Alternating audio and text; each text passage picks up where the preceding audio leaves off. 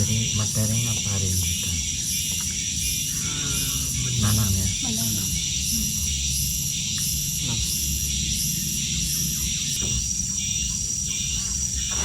Nah, kita mulai ya. Assalamualaikum warahmatullahi wabarakatuh.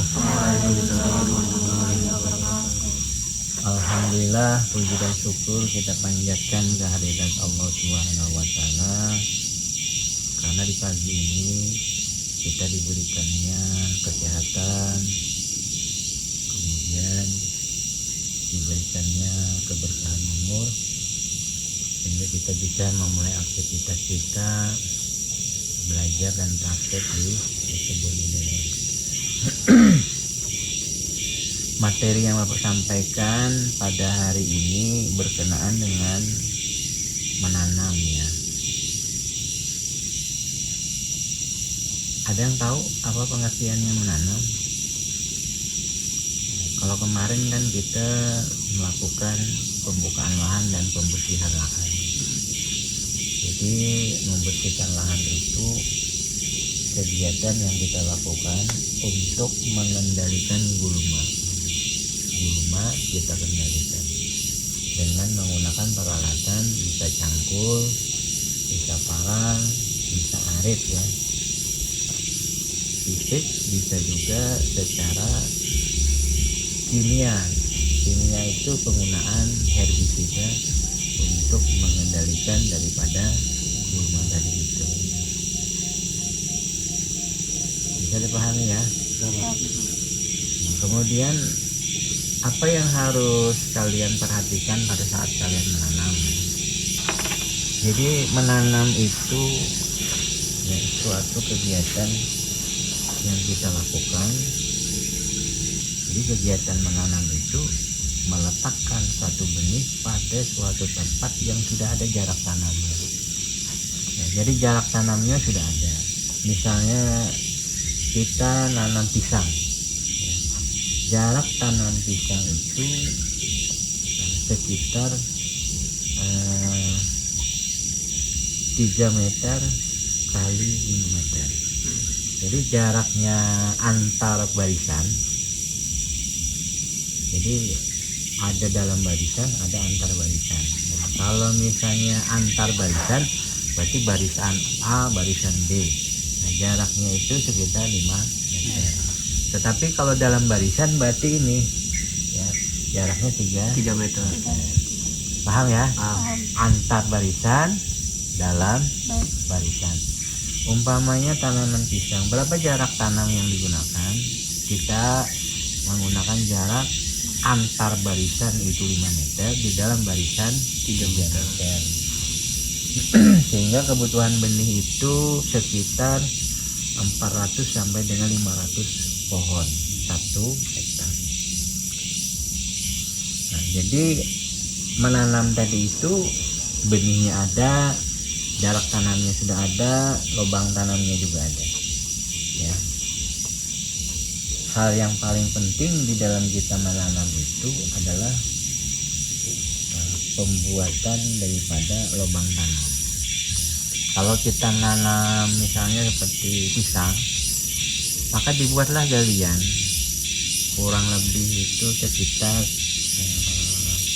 40 cm, bikin lubangnya kurang lebih 40 cm, kemudian dalamnya 30 cm ya, kalau kita nanam pisang. Terus kalau nanam durian gimana Pak? Kurang lebihnya jadi 40 cm, dalamnya 30 cm, itu dibikin lubang dulu. Nah, setelah dilubangi maka dibiarkan sampai 2 minggu dulu. Ya. Kenapa Pak kok dibiarkan? Nggak langsung ditanam? Ada yang bisa menjawab? Kenapa harus diistirahatkan dulu 2 minggu baru ditanam? Apa Tio? Kenapa kok lubang tanamnya setelah diulas, dibikin, itu kalau didiamkan dulu selama kurang lebih 2 minggu? Apa tujuannya? Renal? Apa itu biar pH tanahnya netral. Nah betul ya. Salah satunya adalah supaya pH tanah tadi itu bisa menjadi netral karena sebab adanya sinar matahari yang masuk, pengaruh hujan itu akhirnya membuat pH tanah tadi itu menjadi netral. Karena kalau dia tidak dijemur dulu ya, bisa jadi di situ ada kimia tanah yang berpengaruh negatif terhadap tanaman, sehingga kalau kita langsung menanam, tanaman kita itu kecenderungan akan mengalami stagnan namanya. Stagnan itu terhentinya pertumbuhan tanaman karena kondisi lingkungan yang tidak mendukung. Makanya dibiarkan 2 minggu itu tujuannya adalah supaya ketika kita menanam, maka tanaman tadi itu tidak lagi terganggu dengan adanya kimia-kimia yang ada di dalam tanah. Paham dah? Kemudian setelah kita bikin lubang tanam ya, kemudian kita biarkan selama kurang lebih 2 minggu. Nah, maka selanjutnya adalah kita tambahkan pupuk kandang ya, pupuk kompos. Tujuannya supaya lubang tanam, tempat tanaman nanti kita tanam, tempat benih yang kita tanam itu ada unsur hara yang sudah tersedia, sehingga tanaman kita ketika dia sudah ada unsur hara yang tersedia itu dia cepat menyerap ya, kemudian untuk proses pertumbuhan, perkembangan jaringan tanaman tadi. Tapi kalau tidak disupport dengan pupuk kompos atau pupuk kandang atau pupuk buatan, tanaman kita itu dia perlu energi yang kuat, energi yang banyak untuk bisa mendapatkan unsur hara tadi itu. Ya. Sama lah dengan bayi ya, bayi yang baru dilahirkan kan nggak bisa langsung makan kan, dia harus dibantu dengan ASI ibunya ya. Kalau anak itu baru lahir, bayi suruh cari makan sendiri kan nggak mungkin ya. Berarti dia perlu dibantu supaya dia bisa tumbuh dan berkembang. Ya dah ya. Paham Nur? Oleh karenanya ketika lubang tanam dibuat, maka ditambahkanlah pupuk dasar namanya. Pupuk dasar itu tujuannya untuk membantu tanaman yang kita tanam tadi itu supaya dia bisa tumbuh berkembang menjadi tanaman yang subur. Sudah paham ya? Bapak ulangi lagi. Menanam itu adalah suatu kegiatan yang kita lakukan, meletakkan benih pada suatu lubang tanam. Nah, lubang tanam tadi itu ukurannya 40 kali 30, lebar 40, dalamnya 30 cm. Nah, jika kita menanam tanaman durian umpamanya, maka jarak tanamnya 10 kali 10. Maka ada 100 tanaman di dalam 1 hektar. Jika kita menanam tanaman pisang dengan jarak tanam antar barisannya 5 meter, dalam barisannya 3 meter, maka sekitar 400 sampai dengan 500 rumpun tanaman di dalam 1 hektar. Ya. Sampai di sini ada pertanyaan?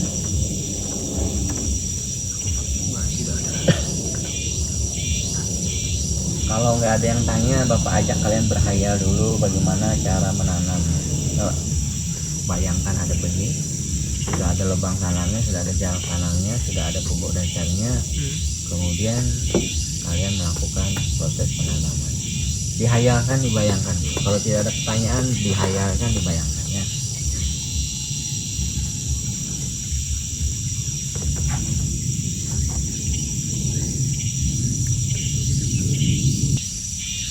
Sudah selesai hayalannya? Sudah, Pak.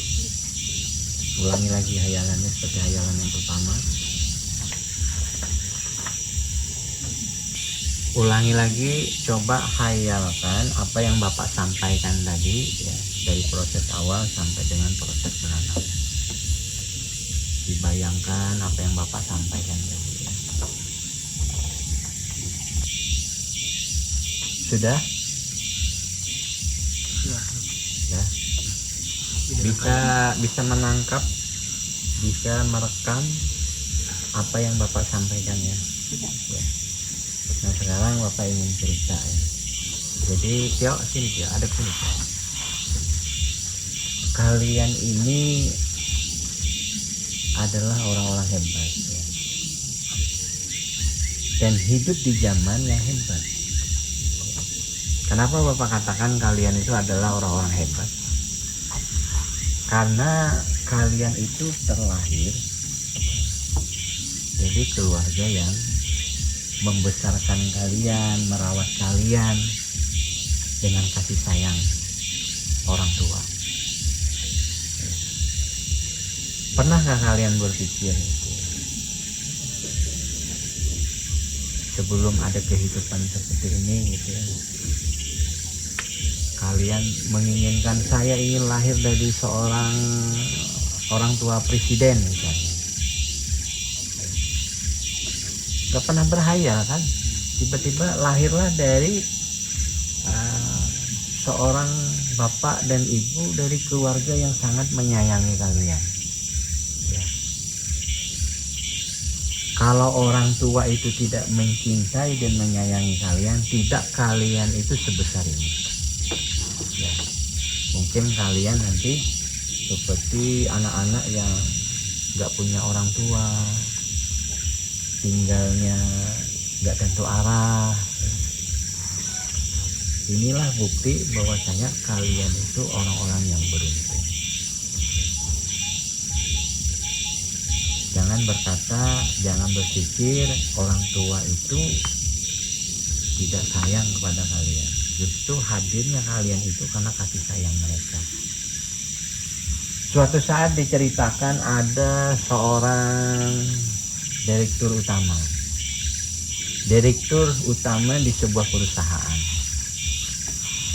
Kebetulan dia mendapat surat besok pagi itu harus memimpin rapat jam 8 pagi. Dia harus memimpin rapat pada sebuah perusahaan. Kemudian dia berpesan kepada istrinya,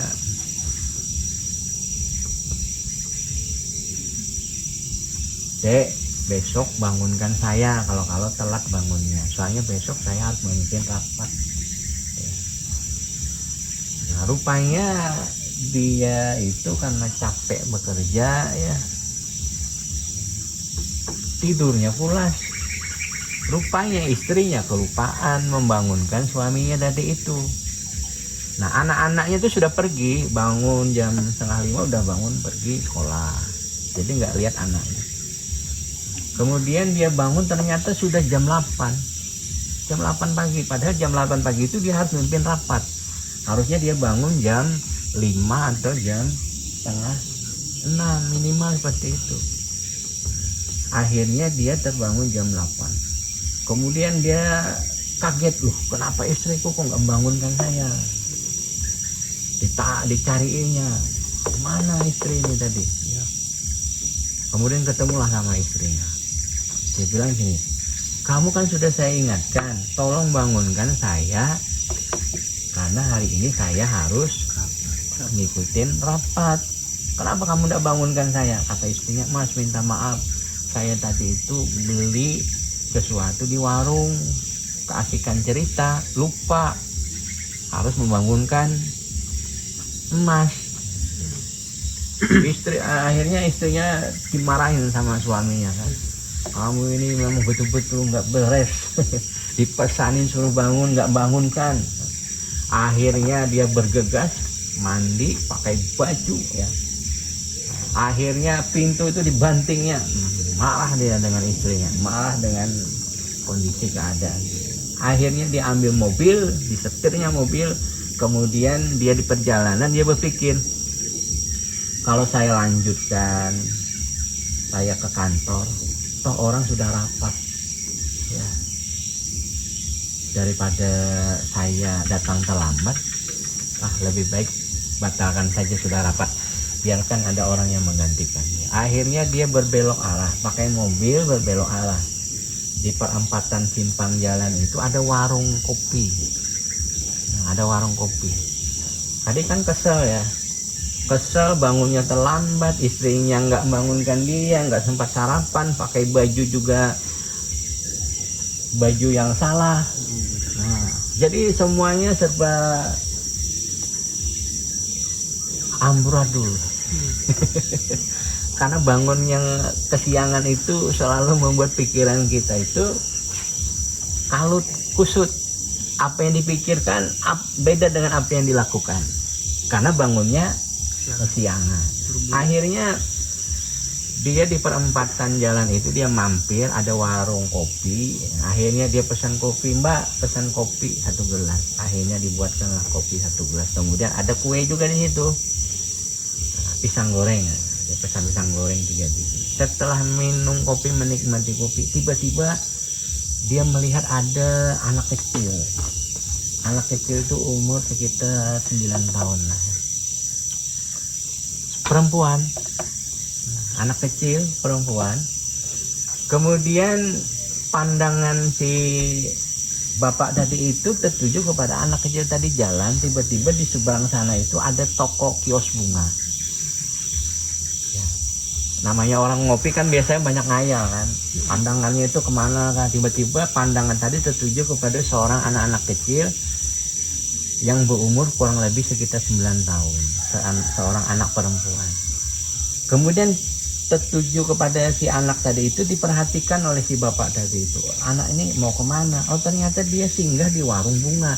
Jadi di seberang sana itu ada warung bunga yang jual misalnya kalau orang ucapan selamat gitu dibikinkan. Kemudian ada bunga-bunga yang macam-macam lah ya, rentengan gitu. Nah, dia nanya kepada penjual toko, Pak, bunganya ini berapa?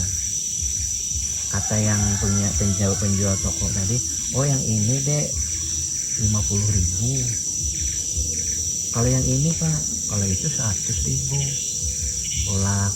Bolak-balik, liatin uangnya nggak cukup, bawa uang cuma 15.000. Nah, dari kejauhan si bapak tadi itu memperhatikan terus tingkah laku si anak nih, ngapain anak nih. Dari sana bolak-balik lagi nanyain, Pak yang ini berapa bunganya? Kalau yang itu dek katanya itu 150. Nah, pindah lagi sih, yang ini berapa Pak? Kalau yang ini 200 dek. Balik lagi dia ke si, yang ini Pak berapa Pak? 50.000. Nggak kurang apa? Bilangnya gitu. Nah, rupanya dari segi tingkah laku si anak kecil tadi itu mengundang ke rasa ingin tahu si bapak tadi itu. Akhirnya dia nyebrang jalan, diperhatikannya, didatanginya lah anak kecil perempuan tadi itu. Dek, ngapain? Oh iya om, saya mau beli kembang. Ini kembangnya bagus, saya mau kasihkan sama ibu saya. Jadi si bapak tadi itu ketika si anak kecil tadi itu mau membelikan bunga untuk ibunya, ditanya, berapa uangnya deh? Uang saya nggak cukup om, uang saya cuma 15.000, sedangkan bunga ini 50.000. Kata om tadi itu, bapak tadi itu bilangnya, sudah nanti om yang belikan.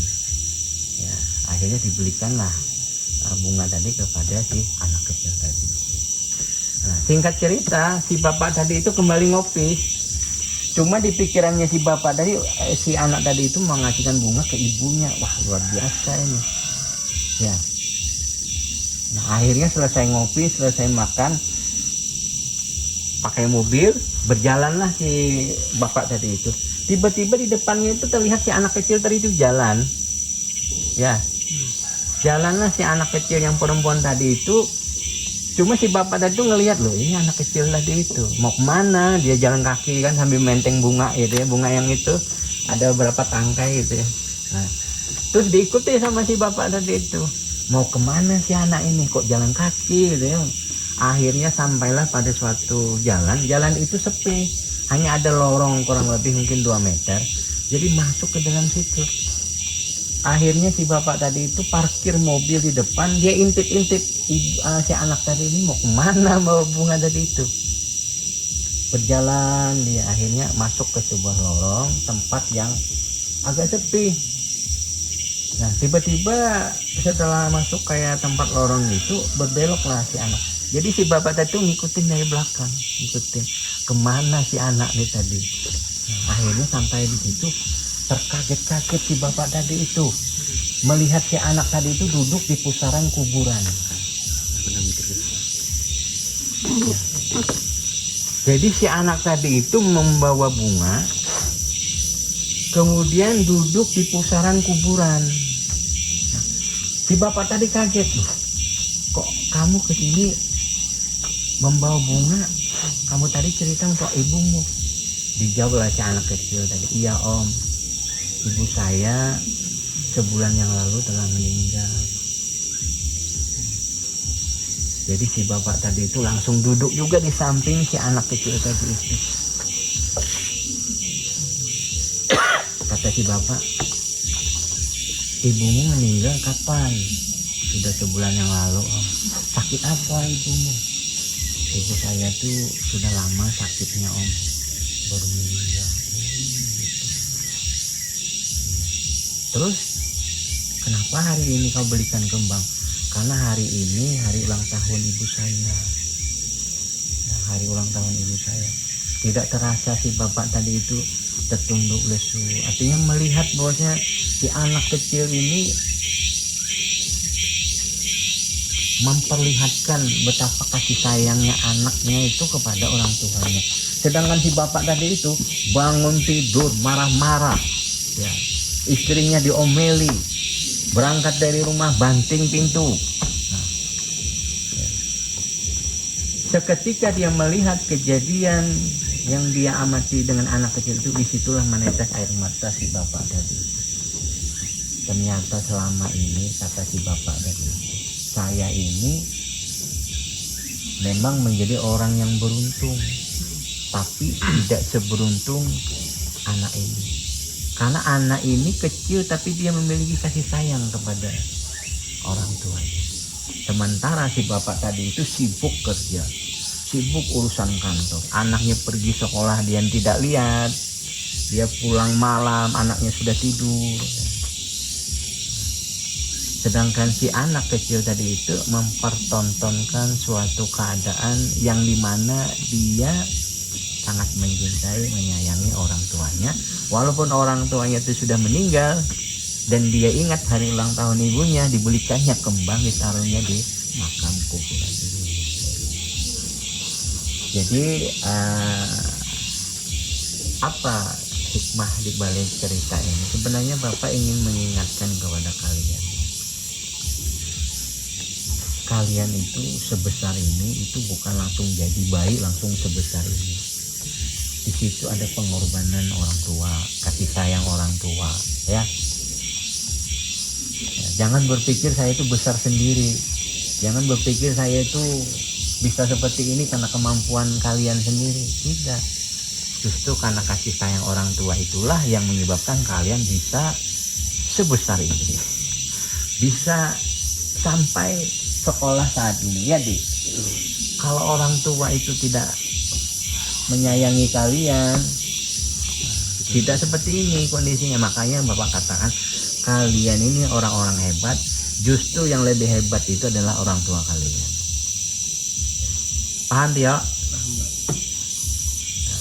Sebagaimana ya agama itu mengajarkan kepada kita, surga itu ada di telapak kaki ibu. Jadi anak kecil itu, anak bapak itu kan sekolah TK, waktu itu sekolah TK, diceritakan sama ibu gurunya, nak, surgamu ada di telapak kaki ibumu. Ternyata pulang sekolah diciumnya kaki ibunya, loh mak, kok nggak ada surga ya? Padahal guru saya bilang di bawah telapak kaki mama itu ada surga. Nah, itu peribahasa, itu ungkapan, ya. Karena sesuatu itu berdasarkan artinya dari agama, dari hadis Nabi, ya. Al jannah tu tahta aqdamil ummahat. Sesungguhnya surga itu berada di telapak kaki ibu. Nah, makna daripada surga artinya kalau kalian berbakti kepada kedua orang tua kalian kalian berpikir bagaimana orang tua kalian itu dengan susah payah membesarkan kalian, siang malam bekerja supaya kalian bisa sekolah, siang malam bekerja memikirkan kalian supaya kalian bisa beli baju baru, beli sepeda motor, siang malam kepala ke atas, kepala ke bawah, kaki ke atas, untuk memikirkan supaya kalian menjadi orang-orang yang bisa sekolah, nanti bisa sukses. Nah, ini kan bentuk sebuah pengorbanan dari orang tua kalian. Ya. Sebenarnya orang tua kalian itu tidak perlu kalian membalasnya secara berlebihan. Cukup kalian itu sekolah yang betul, ya, sekolah yang benar, Tio. Ya, itu sudah cukup membalas kebaikan orang tua. Tapi kalau kalian sekolahnya main-main, ya, kemudian uang sekolah digunakan untuk hal-hal yang tidak perlu, tidak bermanfaat, kasihan kan orang tua kita. Sudah ibu itu mengandung 9 bulan, merawatnya juga membesarkan kalian sebesar ini, terus kalian tidak berbuat baik kepada mereka, maka kalian itu sama dengan menciptakan neraka di dalam kehidupan kalian sendiri, bukan surga yang kalian dapatkan. Kenapa?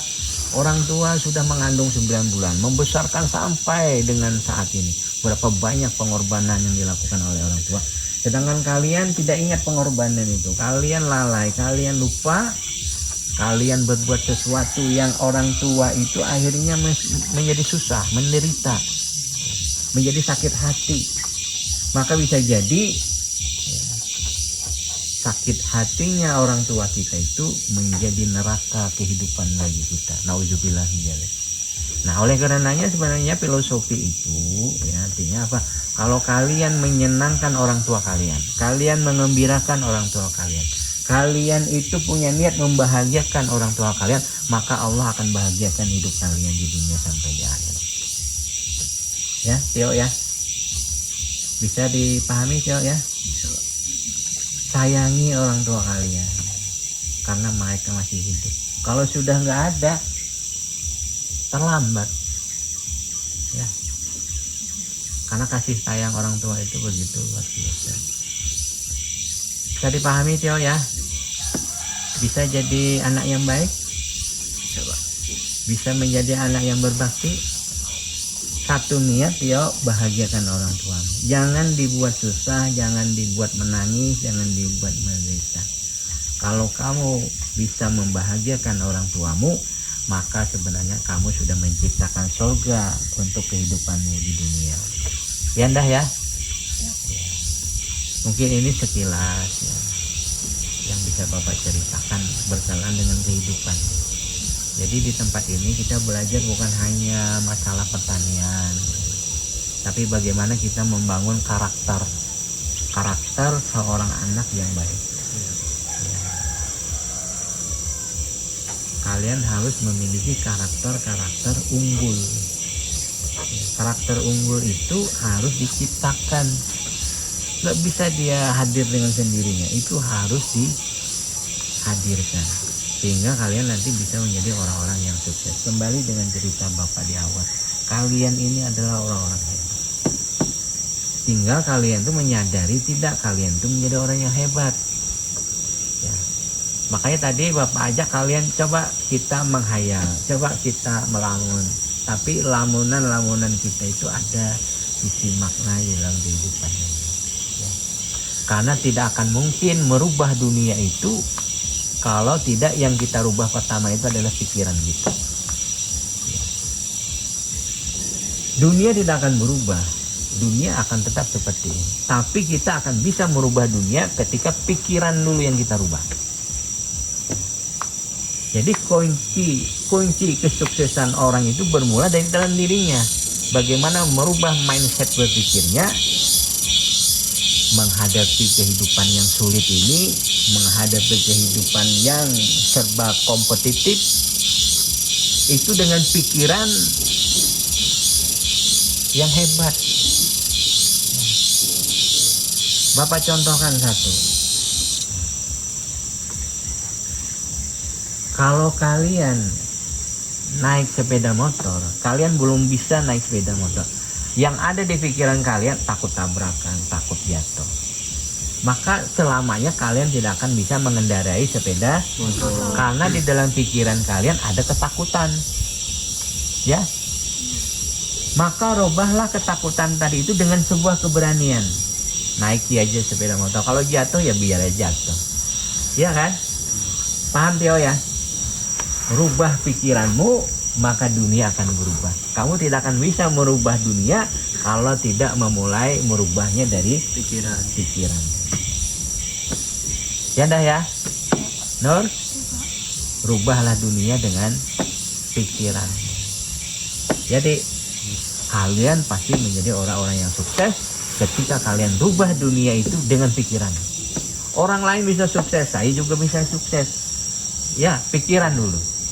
Dia bisa, saya juga harus bisa. Itu ada di dalam pikiran kita. Bagaimana kita bisa belajar, bagaimana kita bisa membaca, meneladani, mencontoh karakter-karakter unggul pada orang lain.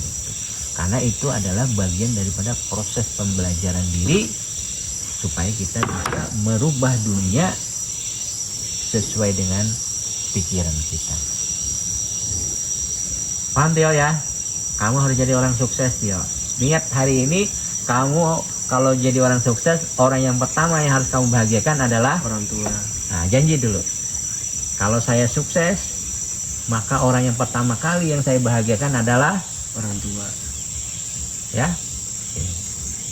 Renal Iya Pak. berjanji. Kalau saya nanti jadi orang sukses, yang paling saya utamakan di balik kebahagiaan adalah saya ingin bahagia orang tua saya. Jadi ya, Amin. Nur, Indah, orang tua dulu yang harus dibahagiakan. Jangan pacar kalian. Masa orang tua pengorbanannya habis-habisan, kok pacar yang dulu yang dibahagiakan. Ya Tio. Iya Pak. Nah, mungkin ini saja yang bisa Bapak sampaikan. Mohon maaf kalau ada yang kurang. Atas perhatian anak-anak Bapak ucapkan banyak terima kasih. Hari ini kita praktek menanam. Kita menanam tanaman nanas. Nah, nanas.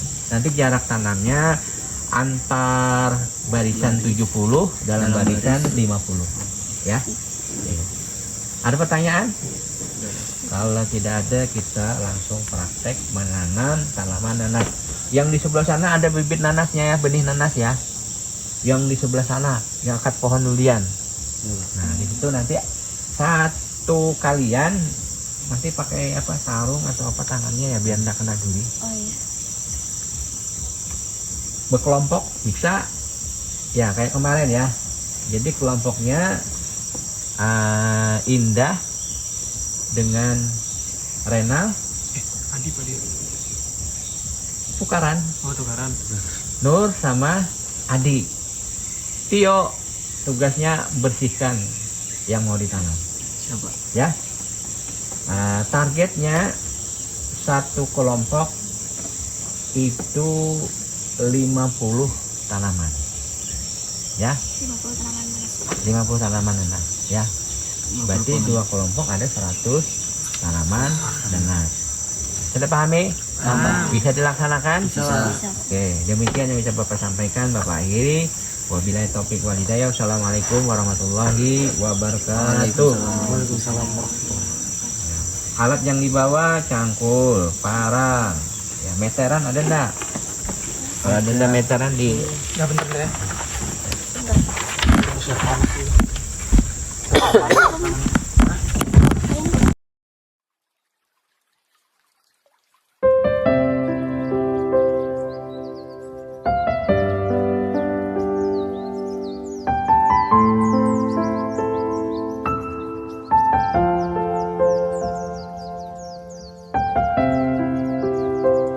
masih berapa sih?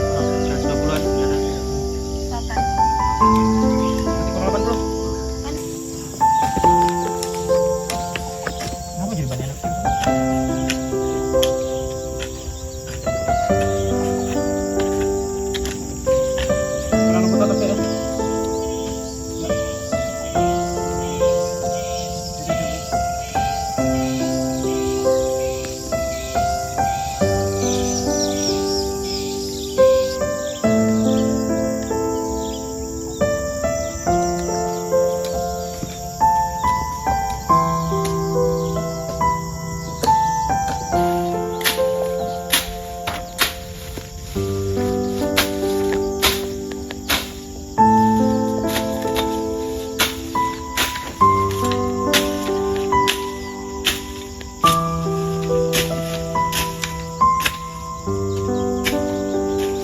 Cuy.